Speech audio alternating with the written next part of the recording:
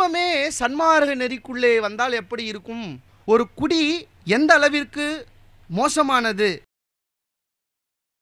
இயற்கை உண்மை, இயற்கை விளக்கம், இயற்கை இன்பம். இந்த பிறவில முயற்சி பண்ணுங்க. மரணம் கிடைக்குது, மரணமில்லா பெருவாழ் கிடைக்கல ரெண்டாவதுங்க.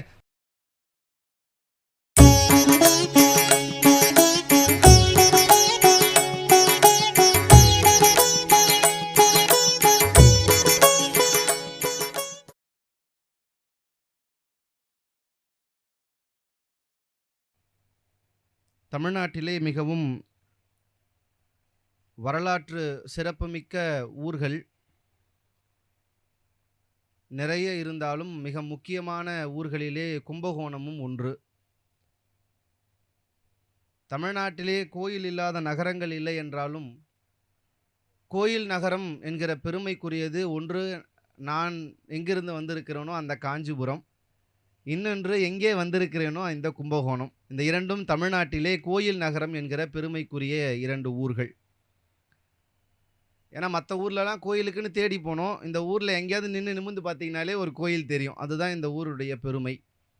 அப்படிப்பட்ட ஒரு மண்ணிலே நம்ம அருட்ஜோதி அண்ணா ஆலயத்தினுடைய இங்கே சபை எழுப்பி ஓராண்டு ஒரு மாதம் நிறைவு செய்து அதற்கான ஒரு நிகழ்ச்சி ஏற்பாடு செய்யப்பட்டிருக்கிறது. இந்த நிகழ்ச்சிக்கு வருகை தந்திருக்கக்கூடிய சன்மார்க்க பெரியவர்கள், சன்மார்க்க அன்பர்கள் அனைவருக்கும் அடியனினுடைய அன்பு கலந்த வணக்கங்களை தெரியப்படுத்திக் கொள்கிறேன். வள்ளலார் நாம் எல்லோரும் இன்றைக்கு கொண்டாடுகிற ஒரு பெரிய அருளாளர், ஒரு துறவி. அவரிடம் நம்ம பார்த்து அதிசயிக்கிற விஷயங்கள் எத்தனையோ இருந்தாலும் ரொம்ப ஆச்சரியமான விஷயம் என்னன்னு பாருங்களேன். இந்த உடம்பை மறைய வச்சுட்டாருங்க சார். திடமாக இருக்கிற அறிவியலின்படி ஒரு திடமாக இருக்கிற ஒரு பொருளை திடம் என்கிற நிலையையே மாற்றி அதை மறைய வைக்கக்கூடிய தன்மை இருக்கு பாருங்க. அது இந்த உலகத்தில் கற்பூரத்துக்கு மட்டும்தான் இருக்கு. நீங்கள் கற்பூரம் பார்த்துருக்கீங்களா? நான் சொல்கிறது உண்மையான தூய கற்பூரம். இப்போலாம் நம்ம கடையில் வாங்குற கற்பூரம்லாம் கற்பூரம் மாதிரி இருக்கிறது இல்லை. எல்லாத்துலேயும் கலப்படம் வந்த மாதிரி கற்பூரத்துலேயும் கலப்படம் வந்துருச்சு. உண்மையான தூய கற்பூரம் பார்த்துருக்கீங்களா? வெளியில் வச்சிங்கன்னா அப்படியே அந்த கற்பூரம் காணா போயிடும். அது திடநிலையிலிருந்து என்ன ஆகிடும்? எரிச்சிங்கன்னா திரவ நிலைக்கு வரணும், அதுக்கப்புறம் வாயு நிலைக்கு போகணும். ஆனால் கற்பூரம் பாருங்கள், நேராக அதை அப்படியே வெளியே வச்சிங்கன்னா மறைஞ்சிரும், வாயுவாயிடும்.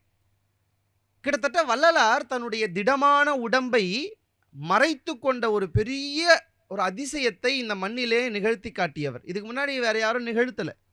தேரியாக சொல்லியிருக்காங்க பண்ண முடியும் அப்படின்னு எத்தனையோ பேர் சொன்னார்கள். ஆனால் செய்யலாம் என்று சொல்வதோடு இல்லாமல் அதை செய்து காட்டிய ஒரே அருளாளர் திருவருட்பிரகாச வள்ளல் பெருமான். அப்படி ஒருத்தருக்கு முன்னாடி நம்மலாம் நின்று பேசிகிட்டு இருக்கோம். ஆனால் அதை பற்றிய பெரிய ஆய்வுகளை விட்டுவிட்டு நம்முடைய ஆய்வுகள் எல்லாம் வேறு என்னென்னமோ இருக்கிறது. அது ரொம்ப ஆதங்கமாக சொல்லி போனார். கேட்கிற போதே கொஞ்சம் கஷ்டமாகவும் இருந்தாலும், எதற்காக நமக்கு இந்த சத்சங்கம், எதற்காக இந்த ஏற்பாடுகள் அப்படின்னு கேட்டிங்கன்னா, அந்த ஆதங்கங்கள் எல்லாம் போய் நம்மெல்லாம் கொஞ்சம் சரியாகணுங்கிறதுக்காக தான் இந்த சத்சங்க ஏற்பாடுகள்லாம் செஞ்சுருக்காங்க. எனக்கு என்ன தலைப்பு அப்படின்னா, அம்மா கொடுத்துருக்கிறது வீடுகள் எல்லாம் விதிநெறி விளங்க வள்ளலார் கூறும் வழி. பத்திரிக்கையை பார்த்தீங்கன்னா அது வீடுகள் தோறும் அப்படின்னு கொடுத்துருப்பாங்க. அது ஒரு காரணத்தோடு அம்மா செஞ்சது. நான் அம்மா கிட்ட கேட்டேன், அம்மா வீடுகள் எல்லாம் விதிநெறி விளங்கன்னு ஏம்மா கொடுத்தீங்க அப்படின்னு கேட்டேன். அப்போ அம்மா சொன்னாங்க, இல்லைப்பா, சன்மார்க்கம் ஒவ்வொரு வீடுகளுக்குள்ளேயும் வரணும். ஏன்னா இப்போ இங்கே உட்காந்துட்டு இருக்கவங்களே பாருங்கள், அவர் மட்டும்தான் சன்மார்க்கியாக இருப்பார். அவங்க பையன் ஞாயிற்றுக்கிழமை இன்றைக்கி எந்த கறிக்கடையில் நின்றுட்டு இருப்பாருன்னு தெரியாது. இவர் மட்டும்தான் வீட்டிலே பாவம், அவங்கெல்லாம் நல்லா பிரியாணி செஞ்சு சாப்பிடுவாங்க. இவருக்கு இதோ ரசம் செஞ்சு வச்சுருக்கேன், சாப்பிட்டு போங்கன்னுவாங்க. ஒருத்தர் தாங்க அப்படி இருக்கிறாங்க. ஒரு குடும்பமே, ஒரு வீடே சன்மார்க்கியாக மாறுச்சுன்னா அந்த குடும்பம் எவ்வளவு நல்லா இருக்குங்கிறது தனலட்சுமி அம்மாவுடைய கனவு. அவங்க குடும்பம் அந்த மாதிரி இறையருளில் அமைஞ்சிருச்சு. நம்ம குடும்பம்லாம் அவ்வளோ சீக்கிரம் அப்படி அமையிறது இல்லை. சில பேருக்கு குடும்பம் அமையிறதே கஷ்டமாக இருக்குது. அப்புறம் குடும்பம் அமைஞ்சதுக்கப்புறம் அது சன்மார்க்க குடும்பமாக அமையிறதுங்கிறது ரெண்டாவது கஷ்டம்னு வச்சுக்கோங்களேன்.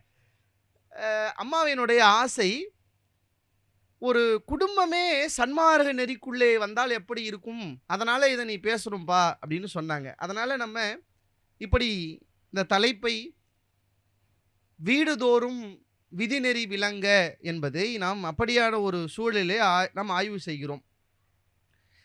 ஏன் வீட்டுக்கு சன்மார்க்கம் வரணும்? ஒரு வீடே ஏன் சன்மார்க்கமா மாறணும் அப்படிங்கிறதுடைய தேவை நம்ம நிறைய பேருக்கு புரியுறதில்ல. யோசிச்சு பாருங்க, நீங்க ஒரு தனி ஆளா சன்மார்க்கத்துக்குள்ள வருகிற போதே இவ்வளவு பெரிய மாற்றத்தை இந்த சமுதாயத்திலே செய்ய முடிகிறது என்றால், உங்களுடைய குடும்பமே இந்த சன்மார்க்க நெறிக்குள்ளே வந்து உங்களுக்கு ஒத்துழைத்தால் எவ்வளவு பெரிய மாற்றத்தை நீங்கள் இந்த சமூகத்திலே செய்ய முடியும் என்பதை யோசித்து பாருங்கள். அதனால தாங்க நீங்க கவனிக்கணும், நீங்க புத்தரிலே தொடங்கி நீங்க அதற்கு பின்னால் வந்த எல்லா அருளாளர்களும் துறவை சொல்லுகிற போது என்ன தெரியுமா சொன்னார்கள்? நீங்கள் ஆன்மீகத்துக்கு வர வேண்டும் என்றால் பொண்டாட்டி புள்ளைய விட்டுட்டு வாசலை விட்டு வெளியில வான்னு சொன்னாங்க. ஆனா ஒரு அருளாளர் மட்டும்தான் இல்லற சன்மார்க்கியாக கூட நீ சன்மார்க்கத்திலே இருக்கலாம் என்று சொன்னார் என்றால் அது திருவருட்பிரகாச வள்ளலார் தான். ஏன்னா அவருக்கு தெரியும், நீ செத்தாலும் பொண்டாட்டி விட்டுட்டு வரப்போறது இல்லை, புள்ளைய விட்டு வரப்போறது இல்லை, நீ என்ன பண்ணாலும் இப்படித்தான் இருப்ப. அப்படியே மீறி துறவுக்குன்னு வந்தாலும் கேமராவில் மாற்ற வரைக்கும் நீ நல்லவ மாதிரியே உலகத்துக்கு தெரிவ, மாட்டினாதான் நீ யாருங்கிறதே தெரியும். வள்ளலார் யோசிக்கிறார், எதுக்கு நடிக்கணும்? உன் உடம்பு மாயா உடம்பு, அதில் 5 பஞ்சமா பாவங்களில் காமமும் உனக்குள்ளே இருக்குது. உன்னால் அந்த காமத்தை தடுக்க முடியாது. நீ இன்னும் அவ்வளோ யோகி ஆகலை, யோகியனும் ஆகலை. அதுக்காக என்ன பண்ணலாம்? இல்லை இல்லை நான் அதுலேருந்து வெளியே வந்துடுறேன்னு நீ வெளியே வந்துடுற. எங்கே? உலகத்துக்கு வெளியே வந்துடுற. ஆனால் ரூமுக்குள்ளே நீ எப்படி இருக்கேங்கிறது உன் மனசாட்சிக்கு மட்டும்தான் தெரியுமே தவிர உலகத்துக்கு தெரியாது. வள்ளலார் சொல்கிறார், காமம் இயற்கை, இனப்பெருக்கம் இயற்கை, காமம் இயற்கை. உன்னால் வெளிவர முடியலையா? அட்லீஸ்ட் அந்த காமத்தையாவது ஒழுக்கப்படுத்தி கொள்வதற்காகவாவது இல்லற சன்மார்க்கியாகவாது இருன்ற. காமத்தை ஒழுக்கப்படுத்தணும். ஏன்னா நம்ம அந்த அந்த அந்த அந்த ஒழுக்கம் இல்லைன்னு வச்சுக்கோங்க, காமம் கூட ஒழுக்கத்தை தாண்டி விட்டால் அது ரொம்ப அசிங்கமான ஒன்றாக மாறிவிடும். அதனால தான் ஒரு குடும்பம்ங்கிற கட்டமைப்பை வள்ளலார் ஏற்றுக்கிறார். காமத்துக்கு சொல்லுகிறார், நீங்கள் இத்தனை நாட்களுக்கு 14 நாட்களுக்கு ஒரு முறையாவது, அது வந்து உங்களுக்கு தெரியும், தூர்த்துகிற கிணற்றுக்கு நீருக்கு உதாரணமாக. அதெல்லாம் வள்ளலார் ஏன் சொல்கிறாருன்னா, அவருக்கு நல்லா நம்மளை பற்றி புரிஞ்சு வச்சிருக்கார். இன்னும் 200 வருஷம் இல்லை, இன்னும் 2000 வருஷம் ஆனாலும் நம்ம எதை பற்றி ரொம்ப யோசிப்போம்னு வள்ளலாருக்கு நல்லா தெரிஞ்சிருக்கு. அதனால் அவர் அதை பற்றி ரொம்ப அழகாக ரொம்ப ஆழமாக சொல்லியிருக்கார்.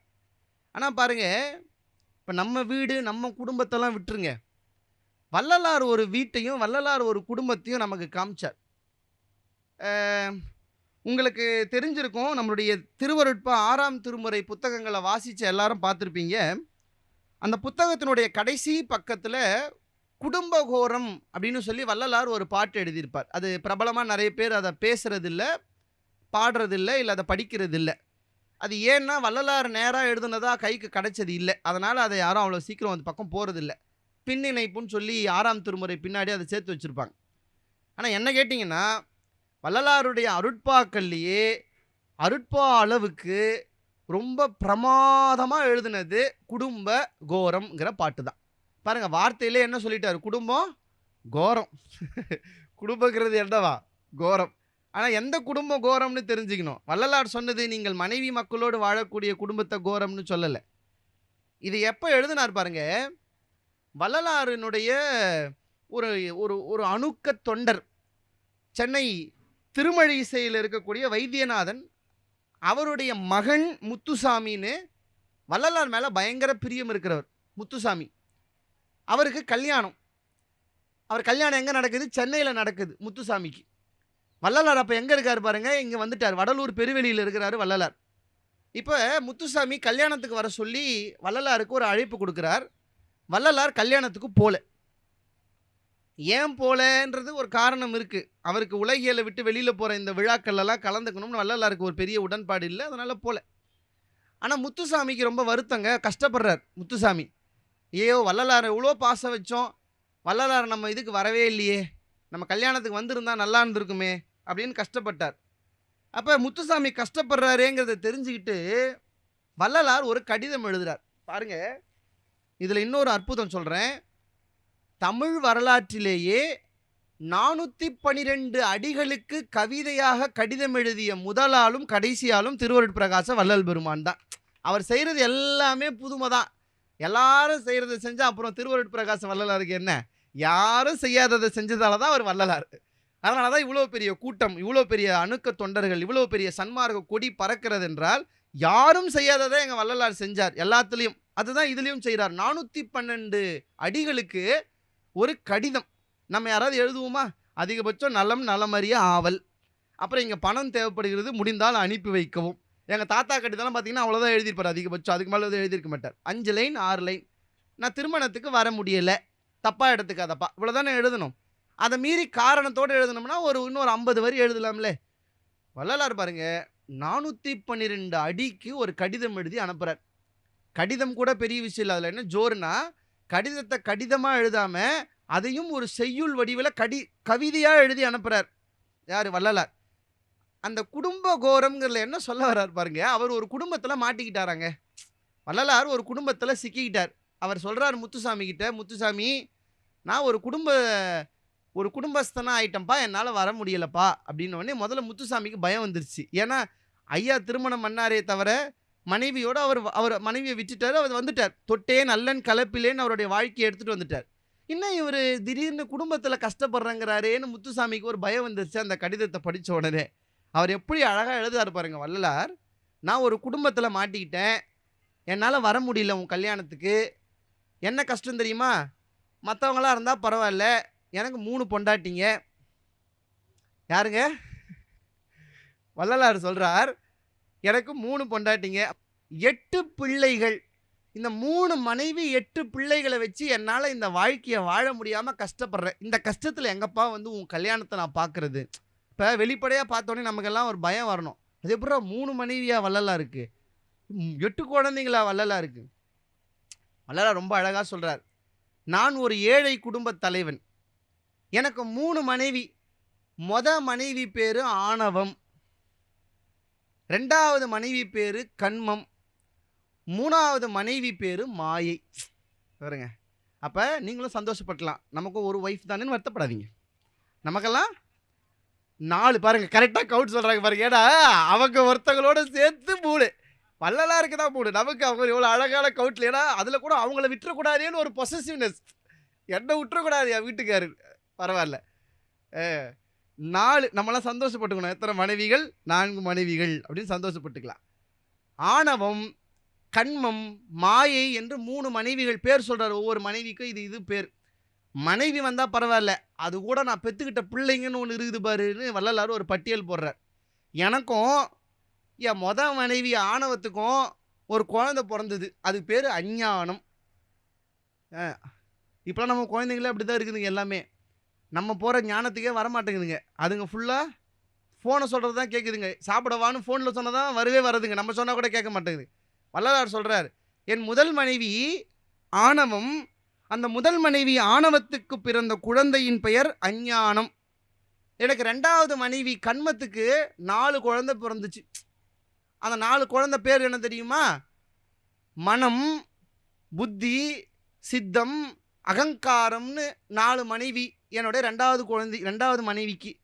3வது மனைவி மாயைன்னு ஒருத்தி இருக்கிறாளே, அவரே பெரிய மோசம்.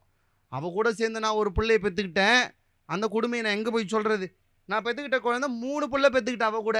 அது என்னன்னு சொல்றா பாருங்க. சத்துவம், தாமசம், ராஜசம்னு. இப்ப எத்தனை குழந்தைங்க ஆச்சு? மனைவிக்கு 1, 2வது மனைவிக்கு 4, 3வது மனைவிக்கு அடங்கப்பா. சென்சஸ் எடுக்கணும்னா நம்ம ஆள அமுச்சு விட்டுலாம் போல இருக்கு. அவ்வளோ அழகா சொல்றீங்க. ஒரு முறை தான் சொன்னேன். வள்ளலாரே மறந்திருப்பாரு. ரொம்ப அழகா சொன்னீங்க. 8 பிள்ளைகள், 3 மனைவிகள். வள்ளலார் சொல்றார், 3 மனைவி கல்யாணம் பண்ணது பிரச்சனை இல்ல. நான் 8 புள்ளைய பெத்ததும் பிரச்சனை இல்ல. இது எல்லாத்தையும் வச்சுன்னு ஒரே வீட்ல வாழ்றேன். கண்டிப்பா பிரச்சனை தான். அதுவும் அந்த வீடு சொந்த வீடு கூட இல்லப்பா. வாடகை வீட்ல வாழ்றேங்கிற. எதுங்க வாடகை வீடு? இந்த உடம்பு. ஏன்னா நீங்க எவ்வளோதான் செலவு பண்ணாலும் இது உங்களுக்கே வச்சுக்க முடியாது. எப்போ வச்சுக்கலாம்? ஒருவேளை நித்திய தேகமா ஆக்கிக்கிட்டீங்கன்னா உங்க உடம்பு உங்களுக்குன்னு வச்சுக்கலாம். நம்ம தான் ஆக்கிக்க போறது இல்லையே. அப்போ இது என்னங்க இது? வாடகை வீடு. அதுவும் சும்மா இருந்தா பரவாயில்ல. நம்ம வீடெல்லாம் எப்பயாவது தான் பெயிண்ட் போவோம். எப்பயாவது தான் ஒழுவோம். 6 மாசத்துக்கு ஒரு முறை, 1 வருஷத்துக்கு ஒரு முறை தான் பெயிண்ட் அடிப்போம், ஒழுகும். ஆனா இந்த வீடு மழை வந்தா ஜலதோஷம் பிடிச்சிக்குது. வெயில் வந்தா சூடாகி கட்டி வருது. ஆவுனா ஜுரம் வருது. என்ன இந்த வீடு? சாதாரண வீடே பரவாயில்ல சார், 6 மாதத்துக்கு ஒரு முறை ரெடி பண்ணால் போதும். அந்த வீட்டையாவது வீட்டு முதலாளிகிட்ட சொன்னால் பண்ணி கொடுத்துருவான். இதை முதலாளி பண்ண மாட்டேங்கிறாரு. கொடுத்த அம்சத்தோட சரின்னுறாரு. நம்ம தான் போனோம். நம்ம யார்கிட்ட போகிறோம்? டாக்டர்கிட்ட போய் சரி பண்ண போனால் வீட்டு வேலையை விட அவர் வைக்கிற வேலை அதிகமாக இருக்குது சரி பண்ணுறதுக்கு. வள்ளலார் சொல்கிறார், 3 மனைவி, 8 குழந்தை, வாடகை வீடு. அந்த வாடகை வீட்டில் ஒரு பிரச்சனையா வள்ளலாருக்கு. என்னன்னு, மற்றவெல்லாம் வாடகை வீட்டுக்கு ஒரு ஓனர் தான் இருப்பான், என்னுடைய வாடகை வீட்டுக்கு 3 ஓனர் இருக்கிறாங்கிறார். அப்போ கண்டிப்பாக கஷ்டம்தான். ஏன்னா ஒரு ஓனரே 1008 ரூல்ஸ் போடுவார். பீரோவை பார்த்து தூக்கிட்டு போனோம், இதெல்லாம் அலோ பண்ண மாட்டேன், கண்ட நேரத்தில் சமைக்கக்கூடாது, இதெல்லாம் சொல்லுவாங்க. குழந்தைங்க செவுத்தில் கிறுக்கக்கூடாது. 1008 ரூல்ஸ் ஒரு வீட்டு ஓனர் போடுவார்ல. வள்ளலார் சொல்கிறார், எனக்கு 3 ஓனர். அந்த 3 ஓனர் யாருன்னு பாருங்கள். மோசமானவங்க 3 பேருமே வாதம், பித்தம், சிலேத். இந்த 3 பேர் தான் என்ன செய்கிறாங்க? இந்த வீட்டையே கெடுக்கிறது அப்படின்னு நம்ம சொல்லிக்கிறோம். நம்ம சாப்பிட்றது தான் நம்மளுக்கு கெடுதின்னு வச்சுக்கோங்க. வாதமும் பித்தமும் ஏறுறது இறங்குறதும். வள்ளலார் சொல்கிறார் பாருங்கள், ரொம்ப அழகா பாருங்கள். இப்படி ஒரு ஓமையோடு இந்த வாழ்க்கையை வேற யாரும் சொல்லி நான் கேட்டதில்லை. வாடகை வீடு, இதுக்கு 3 ஓனரு, இந்த வீட்டுக்குள்ள 3 பொண்டாட்டிங்க, ஆணவம் கண்மம் மாயை, 8 பசங்க. இது மட்டும் பிரச்சனை இல்லை, இதோட எனக்கு சில உள் விவகாரங்கள், வெளி விவகாரங்கள் வேற எனக்கு பிரச்சனை. அப்படின்னாப்பா வெளி விவகாரம் எங்க? வெளியிலிருந்து வரானுங்க, உட்கார்றாங்க. வெயிலுக்கு வீட்டுக்கு வந்தால் உட்காந்து சும்மா போக வேண்டியதானே? ஆமாப்பா, இப்போ இந்த தேர்தலில் யார் தான் ஜெயிப்பாங்கன்னு நினைக்கிறேன்னு கேட்குறாங்க. நம்ம ஆள் அது வரைக்கும் அமைதியாக இருந்தவன் ஏதோ தான் நிற்க போகிறாங்கிற ரேஞ்சுக்கு தனக்கு பிடிச்ச கட்சியை பற்றி பெருசாக சொல்லி ஆவாத கட்சியெல்லாம் பேசி அவர் போயிடுவார். வெயில் முடிஞ்சிச்சுன்னு நம்ம பிபி ஏறி உட்காந்துரும். அவர் வேலை முடிஞ்சு போச்சு. அப்புறம் இந்த வெளி விவகாரங்கள். அடுத்து உள் விவகாரம் பெரிய பிரச்சனை சார். வள்ளலார் சொல்கிறார், நம்ம என்னைக்காவது யோசிச்சிருக்கோமா? உள் விவகாரம் பெரிய பிரச்சனை. நான் சொல்லவா? காலைல எழுந்த உடனே பல்லு தேய்க்கணும், மலங்கழிக்கணும், குளிக்கணும். சில பேர் கஷ்டமாக இருக்குன்னு அதை அவாய்ட் பண்ணிவிடுவாங்கன்னு வச்சுக்கோங்க. ஒரு சில நாள் குளிக்கணும், சாப்பிடணும், வேலைக்கு போகணும். நான் எப்பவுமே அதான் சொல்லுவேன். என்னை கேட்பாங்க, வள்ளலார் நித்திய கர்ம விதியை நீங்கள் ஃபாலோ பண்ணுறீங்களான்னு. அஃப்கோர்ஸ், எதை ஃபாலோ பண்ணணும் இல்லையோ 2 விஷயத்தை நான் கண்டிப்பாக ஃபாலோ பண்ணுறேன்னு சொல்லுவேன். அப்படியா, என்ன ஃபாலோ பண்ணுறீங்க? காலையில் சாப்பிட்ட பிறகு இடதுபுறமாக படுத்து தூங்காமல் அப்படி கொஞ்சம் படுத்து இருக்கணும்னு சொல்லுவார். அதை கண்டிப்பாக நான் ஃபாலோ பண்ணுவேன். அப்புறம் மதியானம் சாப்பிட்டு விட்ட பிறகு இடதுபுறமாக திரும்பி கையை தலைக்கு வைத்து தூங்காமல் படுக்கணும். அதையும் நான் ஃபாலோ பண்ணுவேன். மற்றதெல்லாம் கஷ்டமாக இருக்குது, அதை நான் பண்ணுறதில்லை. நம்மளால் அதை கூட முழுசாக ஃபாலோ பண்ணுறதில்ல சார். படுக்கிறாரு, 2 நிமிஷத்தில் கொரட்டை விட ஆரம்பிச்சிடறாரு. தூங்கக்கூடாதுன்னு சொல்லியிருக்காரு, படுக்கணும். ஏன் சார்? நம்ம இடதுபுறமாக படுத்தா நம்ம இறைப்பை அழகாக ஒரு பவுல் மாதிரி ஆயிடுச்சுன்னா சாப்பாடு போய் செட்டில் ஆகி அழகாக ஜீரணமாகும். நீங்கள் வலப்பக்கம் திரும்பினீங்கன்னா இறைப்பை தலைகீழாகி திரும்ப சாப்பாடு உங்களுடைய உணவு குழல் வழியாக வெளியே வந்ததுன்னா அசிடிக் பிரச்சனை வரும். அப்போ அசிடிக் பிரச்சனை இல்லாமல் சாப்பிட்ட சாப்பாடு மிக சீக்கிரமாக ஜீரணம் அடைந்து அது சிறுகுடலுக்கு போகணும்னா நீங்கள் இடதுபுறமாக திரும்பி படுத்தால் நல்லது என்று இன்றைக்கு மருத்துவர்கள் சொன்னதை அன்றைக்கே வள்ளலார் நித்திய கர்ம விதியில் சொன்னார். எதுக்கு நம்ம புரிஞ்சுக்கணும். ஆனால் அது 2 தான் ஈஸியாக இருக்குது நான் பண்ணுறது, மற்றெல்லாம் நம்ம பண்ண முடியுது இல்லைன்னு வச்சுக்கோங்க. இப்போ வள்ளலார் சொல்கிறார், உள் விவகார பிரச்சனை என்ன? காலைல எழுந்துக்கணும், குளிக்கணும், பல்லு தேய்க்கணும், மூஞ்ச கழுவணும், இதெல்லாம் இத்தனை பிரச்சனைக்கு நடுவுலப்பா கடைசியாக ஒரு பிரச்சனை என்ன? பகலெல்லாம் இந்த பிரச்சனைனா 3 பொண்டாட்டி போவ, நைட்டு பரத்தையோடு போக வேண்டியது இருக்குப்பா.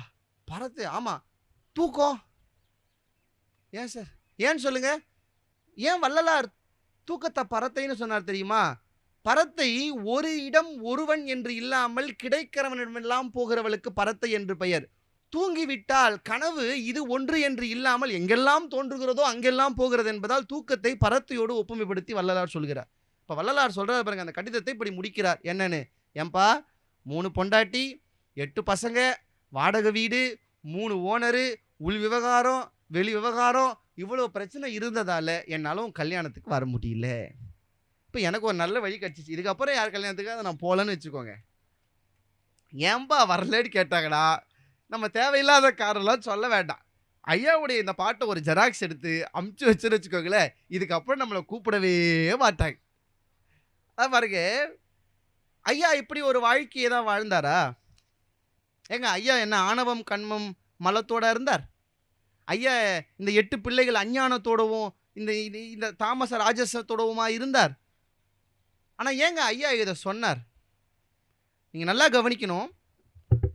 எத்தனையோ அருளாளர்கள் இந்த மண்ணிலே வந்தாலும் சில அருளாளர்கள் நமக்காக ரொம்ப இறங்கி வந்திருக்காங்க. வள்ளலார் மாதிரி சில பேர் தாங்க இறங்கி வந்தாங்க.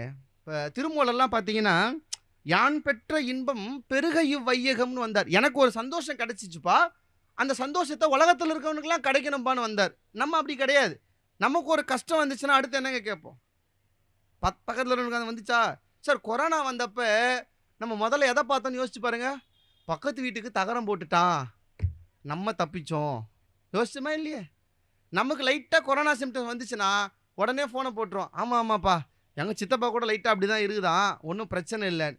ஆனால் நமக்கு ஒரு சந்தோஷம் நடந்துச்சுன்னு வச்சுக்கோங்களேன், இன்னொருத்தருக்கு இப்படி தான் நடக்கும்னு கை காமிக்க மாட்டோம்.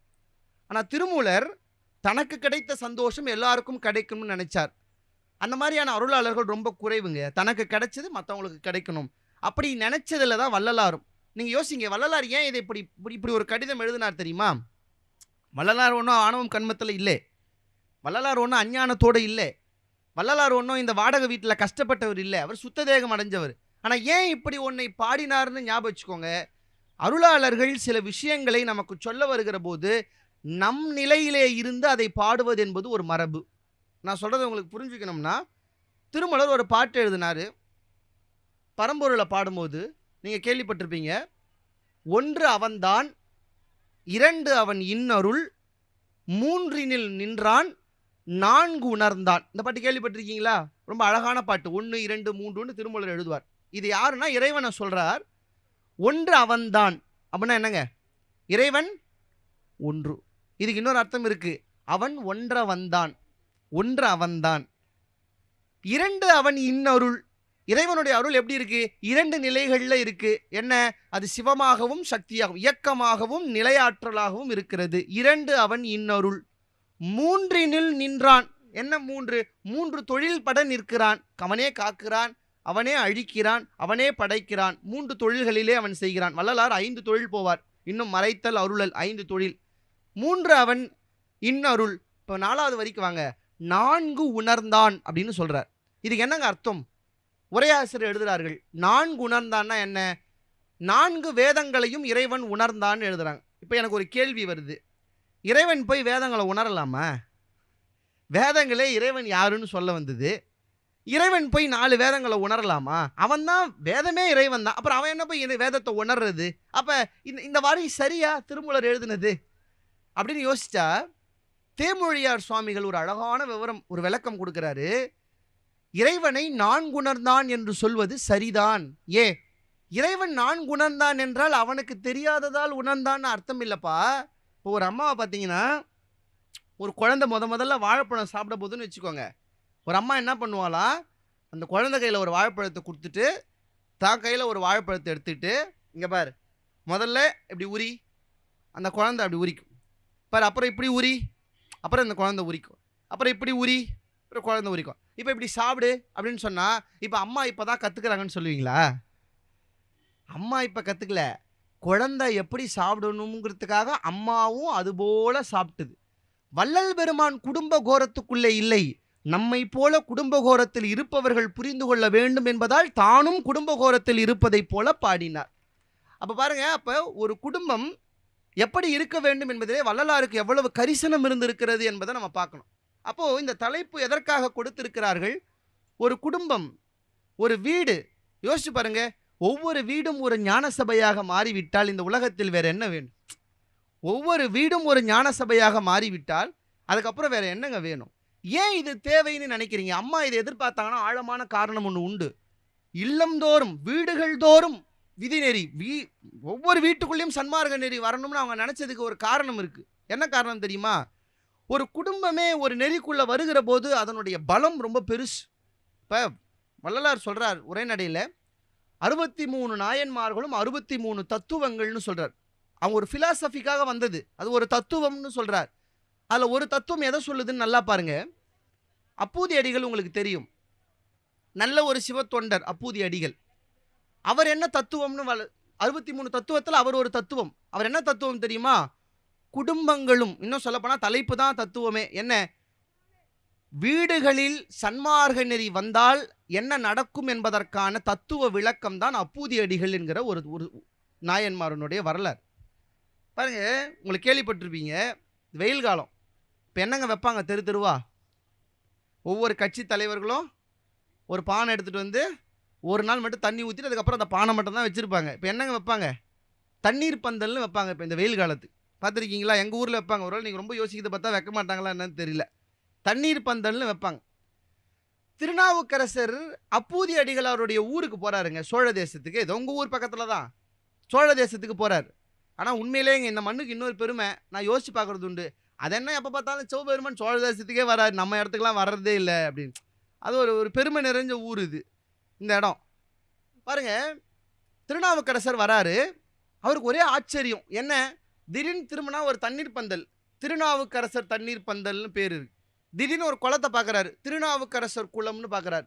ஒரு அன்னச்சத்திரத்தை பார்க்குறாரு, திருநாவுக்கரசர் அன்னச்சத்திரம்னு பார்க்குறாரு. இவருக்கு ஒரே ஆச்சரியம், என்னடா இது நம்மளே வைக்காம நம்ம பேரில் இவ்வளோ இருக்குதான். நம்ம ஆளுங்களாம் நம்ம வச்சா நம்ம பேர் தானேங்க வைப்போம்.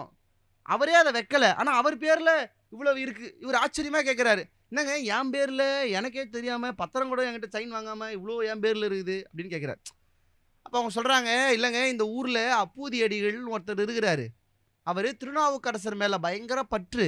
அதனால் அவர் எதை பண்ணாலும் திருநாவுக்கரசு தாங்க பேர் வைப்பார். எதை பண்ணாலும் அப்படின்னா எங்க அவர் பொண்டாட்டியை கூட சில நேரம் திருநாவுக்கரசுன்னு தான் கூப்பிடுவார். அவர் மூத்த பிள்ளைய மூத்த திருநாவுக்கரசுன்னு தான் கூப்பிடுவார். அவர் இளைய பிள்ளைய இளைய திருநாவுக்கரசுன்னு தான் கூப்பிடுவார். அப்படி ஒரு மனுஷனை பார்க்க முடியுமாங்க? இதுதான் குரு பக்தி. அப்பூதி அடிகள்கிட்ட இருந்து இதை நம்ம கற்றுக்கணும். அப்போ நம்ம வள்ளலார் மேலே எவ்வளோ குரு பக்தியோடு இருக்கணும்னு பாருங்க. அப்பூதி அடிகள் திருநாவுக்கரசர் மேலே இவ்வளோ குரு பக்தியாக இருந்தால் நம்ம எல்லாம் வள்ளலார் மேலே எவ்வளவு குரு பக்தியாக இருக்கணும்னு பாருங்க. அப்போ வள்ளலார் சம்பந்தமாக எது வைத்தாலும் யார் பேர் வைக்கணும்? நம்மளாம் வள்ளலார் பேர் தான் வைக்கணும். நம்மளால வள்ளலார் சம்பந்தப்பட்ட எந்த இடத்திலும் வள்ளலார் சம்பந்தப்பட்ட படத்தவிர வேறொன்று இருக்கக்கூடாது. அதை நமக்கு இவங்க சொல்லி கொடுக்குறாங்க. அப்பூதி அடிகள் பாருங்க, பையனுக்கு கூட மூத்த திருநாவுக்கரசுன்னு பேர், இளைய திருநாவுக்கரசுன்னு பேர். ஷார்ட்டாக நம்மள மாதிரிலாம் கூப்பிட முடியாது. திருன்னு கூப்பிட்டா எவன் வருவான்? பொண்டாட்டியும் வரும், பிள்ளையும் வரும், எல்லாரும் தான் வருவான். பேர் பாருங்க இப்படி வைக்கிறாரு. அவ்வளோ பற்று குரு மேலே. சார் அது கூட ஆச்சரியம் இல்லை, அவர் குருவே வந்து வாசலில் நிற்கிறார், அப்பூதி அடிகள் வீட்டு வாசலில். அப்பூதி அடிகளுக்கு இது யாருன்னே தெரில சார். தான் யார் மேலே பற்று வச்சாரோ அவர் எப்படி இருப்பாருன்னே தெரியல. ஏன்னா அப்போனா திருநாவுக்கரசர் ஃபேஸ்புக்கில் அக்கௌண்ட் வச்சுருந்தாரா, ஃபோட்டோ அப்டேட் பண்ணாரா எப்படின்னு தெரியறதுக்கு எதுவும் கிடையாது. ஃபோட்டோகிராஃபி இருந்துச்சா? பார்த்துருக்கவே மாட்டாங்கல்ல, பேர் மட்டும் தானே தெரியும். பார்த்தா தான் சொன்னால் தான் தெரியும். நான் தான் திருநாவுக்கரசர்னா தான் தெரியும். நல்ல வேலை இன்றைக்கி அப்படி இல்லை. இருந்து தான் அவன் நான் தான் சொல்லி எல்லாத்தையும் தண்ணீர் பந்தலெல்லாம் எடுத்துகிட்டு போயிட்டு இருப்பான்னு வச்சுக்கோங்க. அன்றைக்கி நல்லவங்களாம் இருந்தாங்க, பிரச்சனை இல்லை, தெரியல. இவர் கேட்குறார், சொல்லுங்க ஏன் என்ன வேணும்? இல்லைப்பா எங்கே பார்த்தாலும் திருநாவுக்கரசர்னு வச்சிருக்கிறியே, ஏன்பா உன் பேரில் வைக்கலை? என்ன நீங்கள் எப்படி சொல்கிறீங்க? திருநாவுக்கரசர் யார் தெரியுமா? அவர் எப்பேற்பட்ட ஆள் தெரியுமா? அவர் பேரை வைக்காம போய் என் பேரை வச்சு எனக்கு என்ன ஆக போகுது? அதனால தான் அவர் பேரை வச்சேன். ஆமாம், திருநாவுக்கரசர் பேரை ஏன் வச்சேன்னு கேட்குறீங்களே, நீங்கள் உள்ளூரா வெளியூரான்னு? யார்கிட்ட? திருநாவுக்கரசர்கிட்டே கேட்குறாரு, உள்ளூரா வெளியூரா?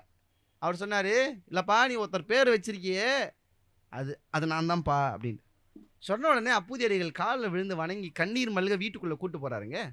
இப்போ பாருங்க, இந்த வீடுதோறும் விதி நெறின்றது ஒருவேளை அப்பூதி அடிகள் மட்டும் அந்த சிவத்தொண்டோடு அந்த நெறியோடு இருந்துருந்தான்னு வச்சுக்கோங்க, திருநாவுக்கரசரை வீட்டுக்குள்ளேயே கூட்டு வந்திருக்க முடியாது. ஏன்? உள்ளே கூட்டு வரும்போதே அவங்க பொண்டாட்டி சமையல் ரூமில் வந்து கேட்கும், யாரே இந்த ஊராக பேர் வச்சு அந்த ஆளை கூட்டு வந்திருக்கியா?